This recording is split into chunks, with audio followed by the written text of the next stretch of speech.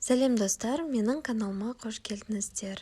Бүгін сіздермен Казмаз бағдарламасында оқушыларды топқа бөлудің ең оңай әдісін үйренетін боламыз.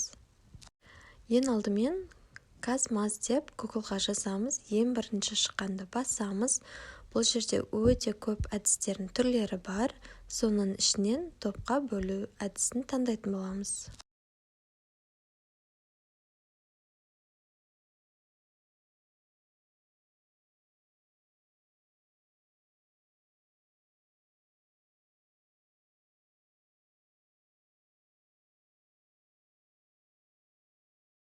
Бұл әдіс арқылы оқушыларды топқа бөлуге болады, яғни оқушылардың аты жөндерін жазып, 2 топқа, 3 топқа немесе 4 топқа дейін бөле беруге болады. Оқушылардың атын енгізіңіз деген жерге барлық оқушылардың аттарын енгізіп шығамыз.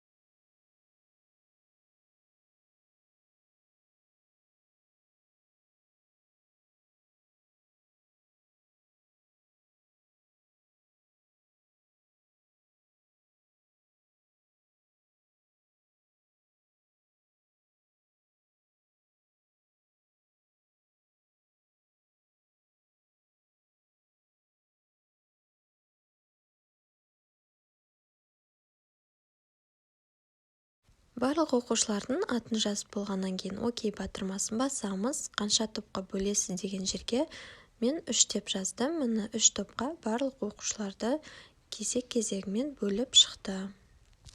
3 дегеннің орнына сіздер 2 немесе 4 деген кез келген санды қойып топқа бөле аласыздар. Және де топқа бөлудің үстін қайталап бассаңыздар, топтағы оқушылардың аттары өзгере бастайды.